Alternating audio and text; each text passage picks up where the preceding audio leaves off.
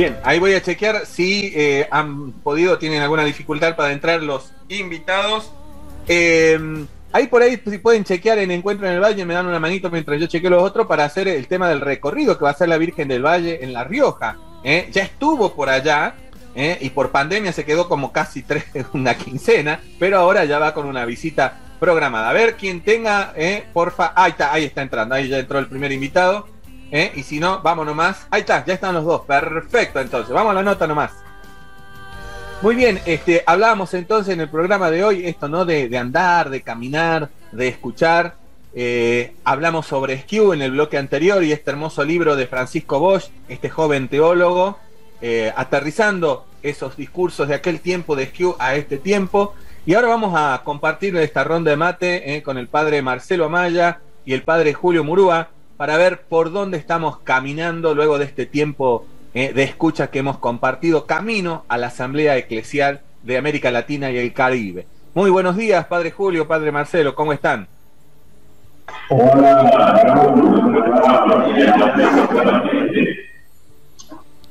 Bien, ahí estamos con un poquito en el audio, parece sale como engolado, sería la palabra, sale con mucho eco. No sé si los... Sí, es que estamos, la habitación es grande, la habitación es grande y bueno, se siente el eco. La cámara no la tengo cerquita. Perfecto. Ahora sale más limpio, recién salía muy entrecortado. Ahí es, bueno, ahí. Adelante. Perfecto, ahí estamos bien. Bueno, ya conocemos los servicios que ustedes brindan a nuestra diócesis, desde la Vicaría de Pastoral, desde la catequesis y otros más, porque bueno, Marcelo es multifunción, ponen de defensor, después de delantero, ahí el DT lo va acomodando en el equipo. Arrancar por sus impresiones de lo que fue esta fiesta de la beatificación, ¿sí? Por un lado con Marcelo, todo lo que tiene que ver lo organizativo, porque él estuvo recibiendo a los obispos, sacerdotes, ubicando, y al padre Julio desde la cuestión más bien litúrgica, ceremonial. A ver, ¿cuáles son los ecos que le han quedado?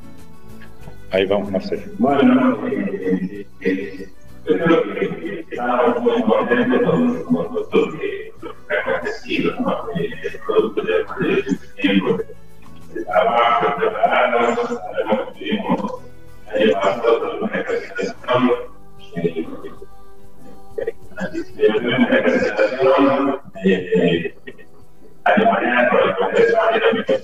Marcelo, por ahí capaz que te tengas que acercar un poquito al micrófono, porque a Julio se lo escucha bien y a vos se te escucha como muy enlatado.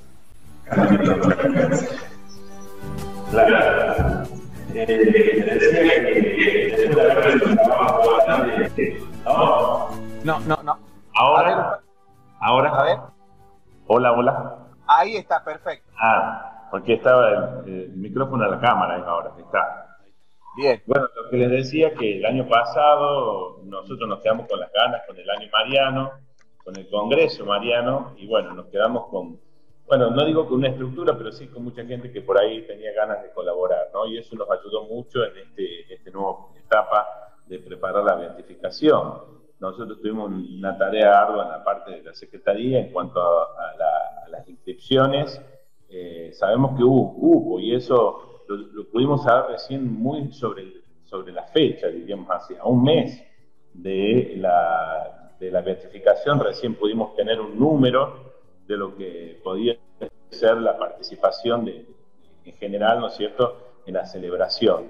Y eso acortó los tiempos y bueno, también se distribuyó, digamos, en el cupo, digamos, un porcentaje conforme a cada uno de los estamentos, digamos, de la vida de la iglesia, ¿no es cierto?, los laicos, las autoridades, invitados especiales, familiares, y sacerdotes, obispos, religiosas. Tuvimos que armar digamos, un cupo para cada uno de los ámbitos, ¿no? Y eso, siempre se complicaba en el sentido de que poder dejar conforme a todos y que pudiera haber una participación, que sabíamos que ni siquiera lo imaginábamos, porque en un principio, como estábamos con la pandemia, que fueron los primeros meses que hemos estado con muchísimos casos, con muchísimas pérdidas, lamentablemente, bueno, realmente era una incertidumbre lo que nos pasaba. Bueno, cuando pudimos concretar eso, como te digo, ir inscribiendo también de forma, no lo podíamos hacer masiva, no podíamos largar el link masivamente, bueno, porque se iba a completar todo en un momento y no íbamos a poder distribuir esto que era necesario de ver que todos pudieran participar, por lo menos estuvieran representados, ¿no? Bueno, gracias a Dios llegamos a esa fecha bastante bien, por eso creo que fue bastante ordenado. Uno por ahí puede haber dicho que había algunos ciertos espacios, algunos huecos que hubieron, pero bueno, pero tuvo que ver también con que mucha gente pidió y no retiró la pulsera, digamos, y la acreditación, pero bueno, era preferible manejar lo que sea manejable y no que se nos desbordara, porque bueno, por todas las consecuencias sanitarias que después podría provocar eso, y sabemos que teníamos que ser responsables con ese tema. Pero más allá, digo, de esa cuestión de la participación, yo lo que percibí es que se vio ordenado, que la gente les gustó, que toda la gente que llegó también nos súper agradeció, los que llegaron aquí a Catamarca. Así que, bueno, yo creo que contento con eso, con un trabajo de muchas horas, de mucho ánimo, de mucho esfuerzo, de muchas personas, y que bueno, que se haya podido dar una hermosa celebración y bien representada, porque estuvo bien representada por religiosos, por obispos, por seminaristas, por sacerdotes, por laicos. El gran cupo, eso, dejarle claro eso, que fue de los laicos, ¿no? El gran cupo fue del pueblo de Dios que participó en la celebración. Perfecto. Padre Julio. Bueno, me parece que sería, o que es bueno que compartamos, que la preparación de la beatificación llevó un tiempo largo anterior y fueron varias las áreas que trabajaron, digamos así, de manera complementaria, porque cada uno tenía sus propios tiempos y su propia organización. Entonces me parece bueno destacar el área de prensa, que trabajó intensamente en la parte previa y durante ese día. Sobre todo, la parte de prensa trabajó mucho en lo que es la difusión, no solo de productos que hicieron, sino las innumerables entrevistas que generaron desde prensa con los que estamos en la organización, incluido el padre Pablo Reales. Y también me parece bueno decir que se mezcla con la parte de lo que es la historia, debido a que el profesor Vera y el padre Pablo son también innumerables las cantidades de conferencias o de charlas, más cortas, que ellos fueron dando en distintos lugares donde lo solicitaban, y todo de manera gratuita, ¿no? Por destacar de algo, lo invitaron desde la cárcel al servicio penitenciario, y ahí fue el profesor Mario, y bueno, ahí estuvo explicando, contando un poquito todo este clima de lo que tiene que ver con la preparación de la beatificación. Quiero decir, de la parte de esa área de prensa, del área historia, han trabajado intensamente para ir creando como este clima.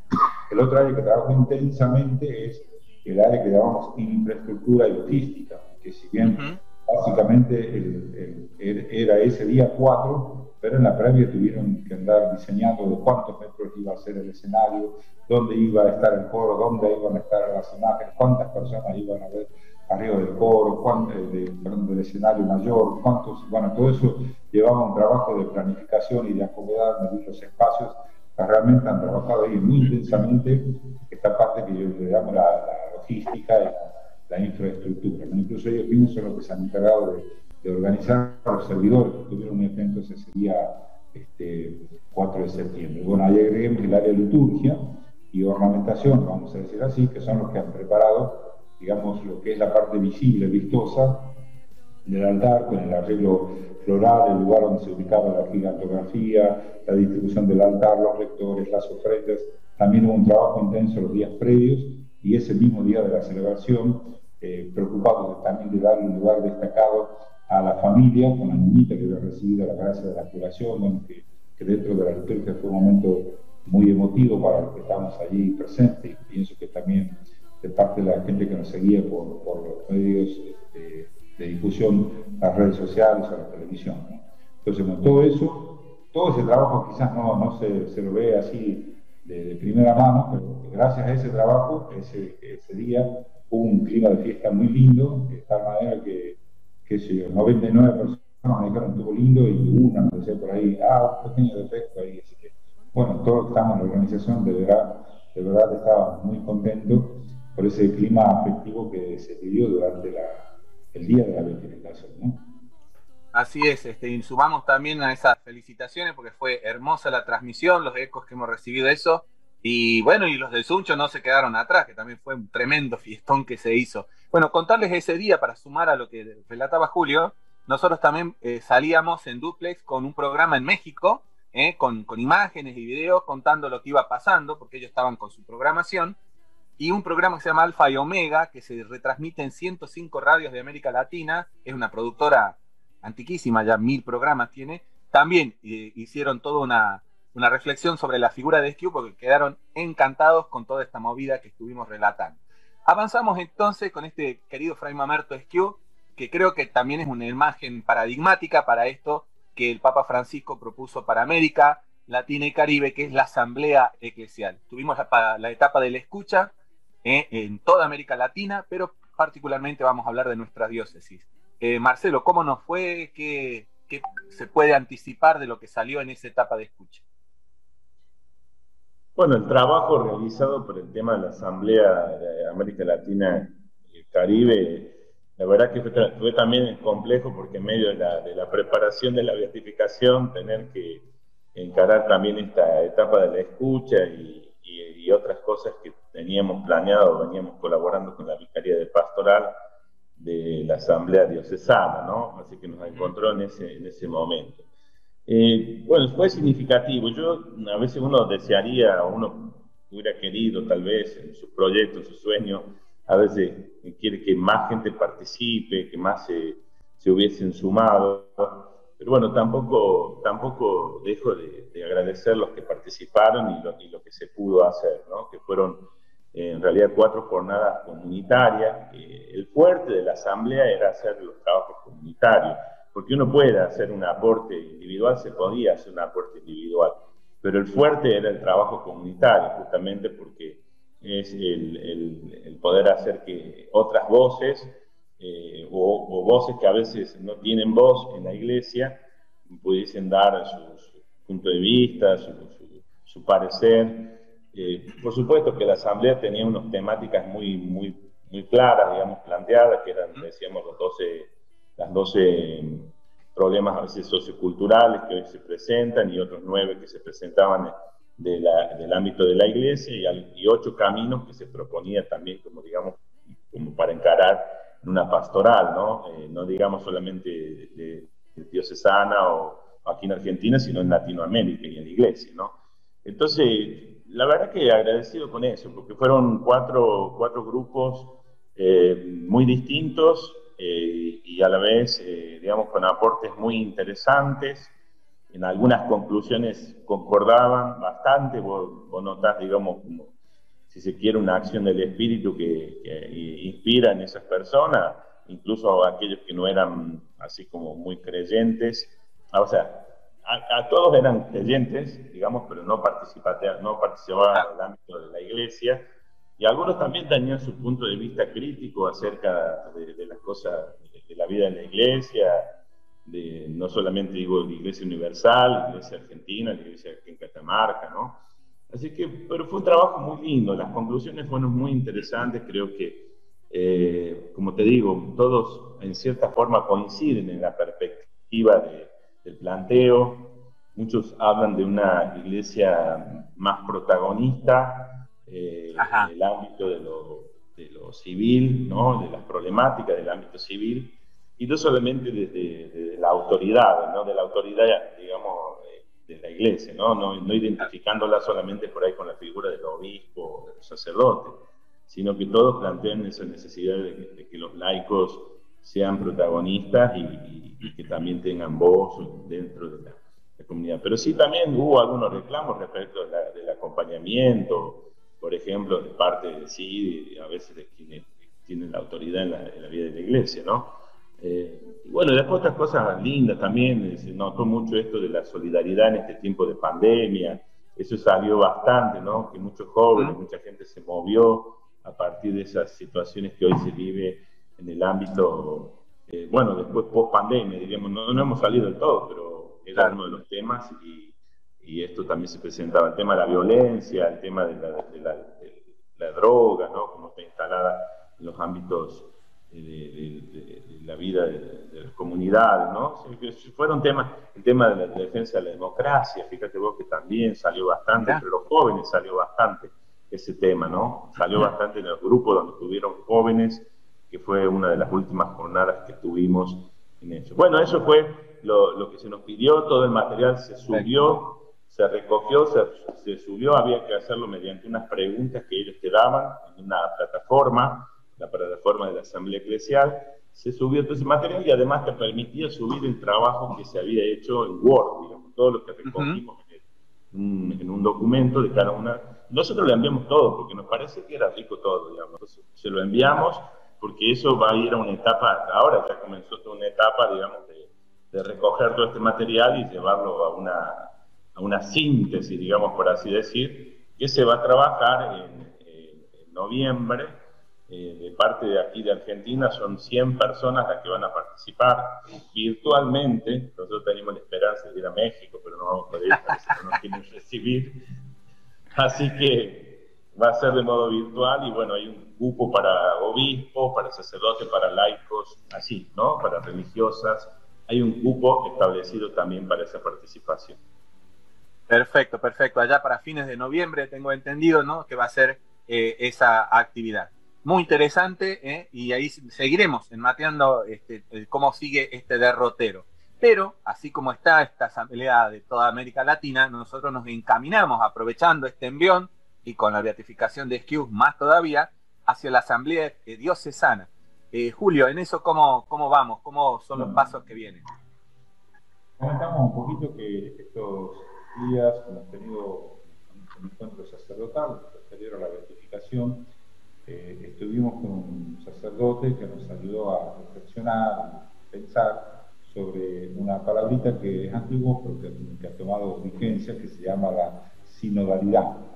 Y él nos decía, la expresión es: la iglesia es jerárquica y sinodal. No es solo jerárquica, sino sinodal. Y en base a lo que él nos iba contando, explicando, uno fue entendiendo la dinámica de esta asamblea eclesial latinoamericana y también fue entendiendo la dinámica que podemos imprimir o que tenemos que imprimir a lo que es la asamblea diocesana. Entonces la expresión sinodal es parte de esa idea de que muchos, o escucharlos a todos, o escuchar a muchos, ¿no?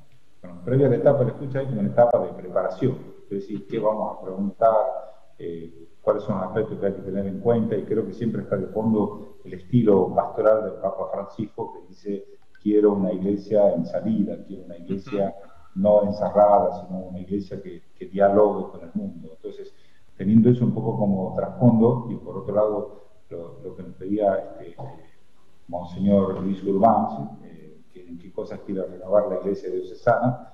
Entonces, estamos ahora en la etapa de la preparación de la asamblea, porque todas esas tareas anteriores no nos han permitido trabajar más seriamente, pero vamos a seguir estos pasos, ¿no? Primero vamos a organizar la pregunta para escuchar a todo el correo. Vamos a ver de qué forma podemos escuchar la mayor cantidad de voces posibles, un poco lo que decía Marcelo. Es lindo escuchar no la voz individual o la reflexión individual, sino la reflexión que se hace a partir de un grupo, de algo que se comparte, que sale con una reflexión más amasada, más madurada.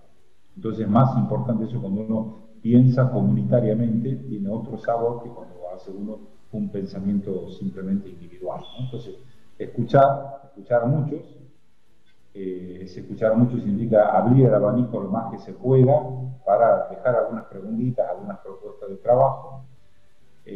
Una segunda etapa, según este estilo sinodal, es algunos, después de haber tomado esa etapa de la escucha, con esos elementos, se hace un discernimiento.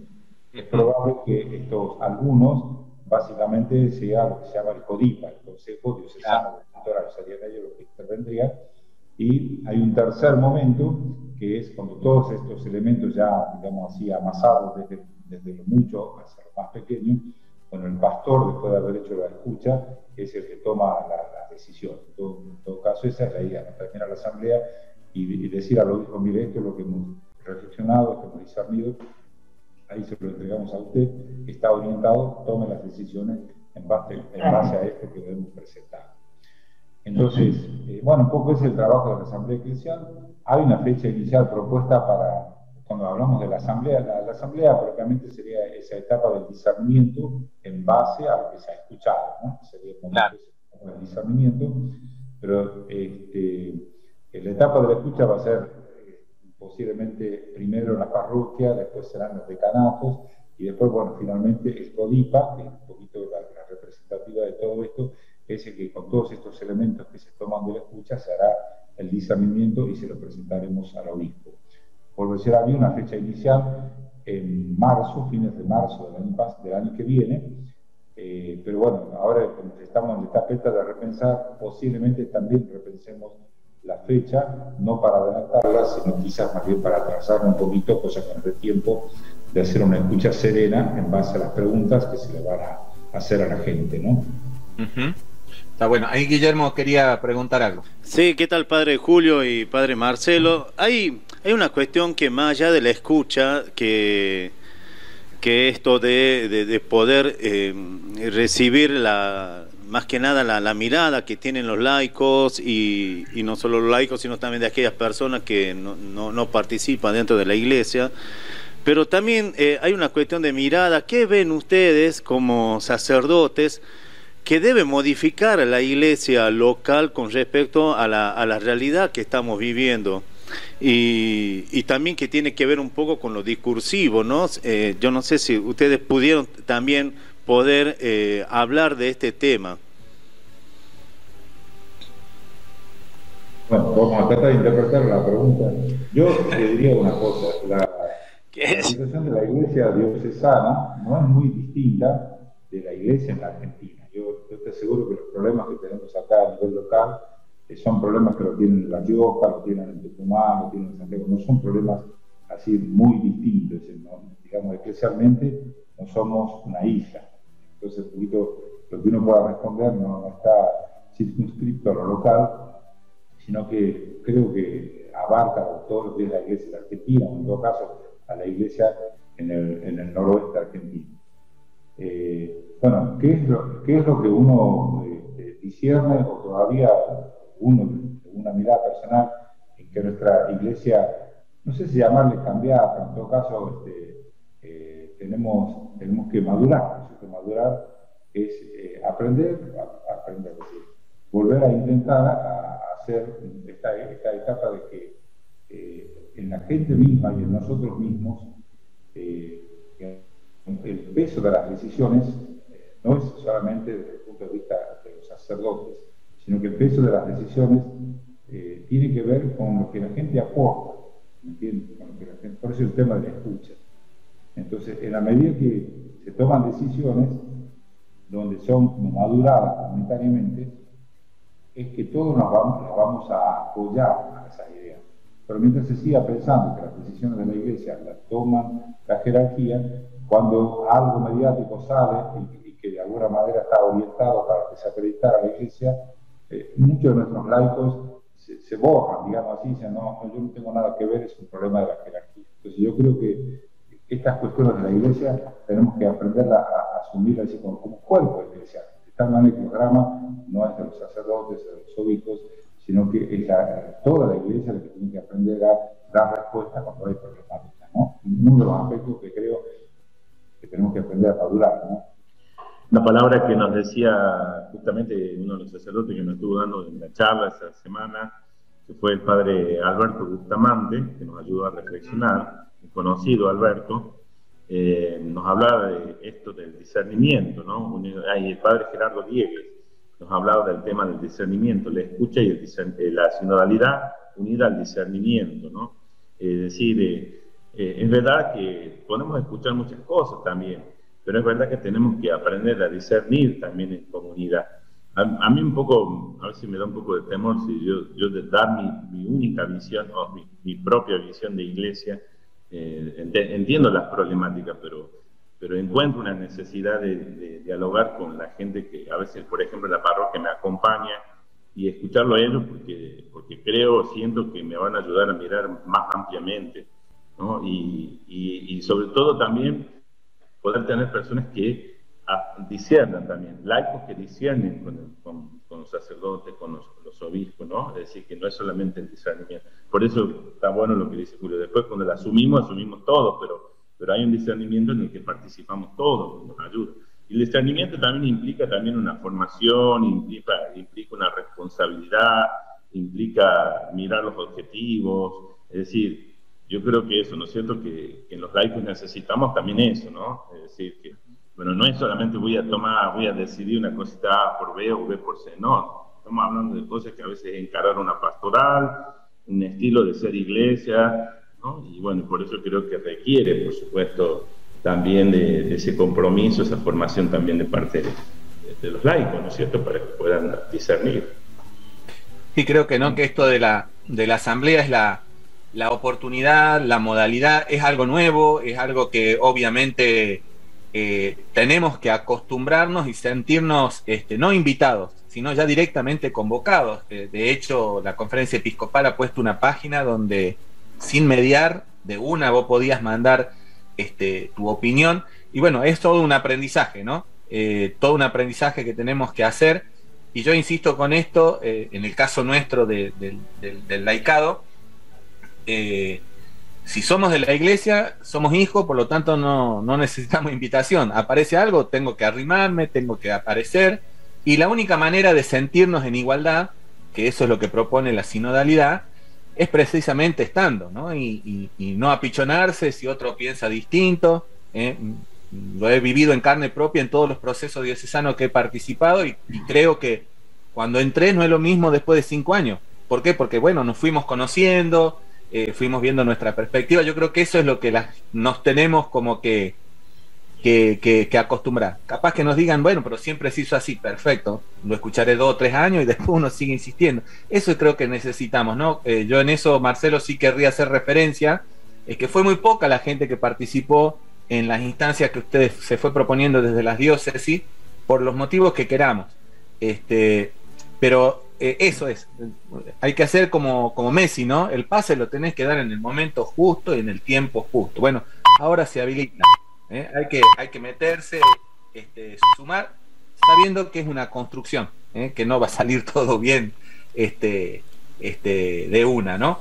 Bien, estamos llegando ahí a las 12, así que seguramente otra vez lo vamos a volver a convocar más adelante a ustedes o a quienes ustedes nos referencien para seguir paso a paso este camino de un montón de asambleas diocesanas que hemos participado, incluso hasta hemos ido a transmitir desde alguna de ellas.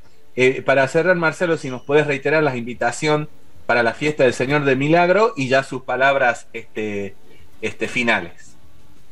Bueno, este fin de semana se está haciendo el triduo al Señor del Milagro. Ya fue, el milagro hace referencia a Salta. Evidentemente esa devoción también estuvo aquí en Catamarca, y además ustedes saben que la Iglesia del Milagro es la más antigua de aquí de la ciudad. Exacto. Así que seguramente por eso. Este fin de semana tendremos la misa, este domingo ya la misa 9:30, y luego va a hacer una caravana a partir de las 10:30 por todos los sectores de la jurisdicción parroquial en esa zona norte de aquí de la ciudad. Así que los invitamos a estar atentos al paso del Señor del Milagro. Bien, y esta noche, hoy a las, si no me equivoco, 18:30, ¿no? Es la misa. La misa, sí, perdón. Perfecto, misa 18:30. El triduo que se viene haciendo. Sí, del triduo, exacto. Bueno, en un ratito tenemos un salteño que nos va a contar de todo lo que ha pasado y está pasando allá con el Señor del Milagro, así que también vamos a contar de aquello. Padre Julio. Bueno, muy bien. Bueno, es bueno tener este aspecto también un poco nuevo de la prensa, de las redes sociales, que tenemos más oportunidad de expresar a la gente, donde uno prevé que hay más cantidad de personas que en los lugares de nuestras celebraciones litúrgicas, y que incluso estas son oportunidades de hacer un poco más distendido y más amplio los temas que tratamos, ¿no? Así que así que agradezco que tengamos esta oportunidad, y como dices, tenemos que seguir soñando que por esta asamblea y por muchas otras asambleas que nos den el entrenamiento para hacer este estilo sinodal que nos propone en este momento el Papa Francisco, ¿no?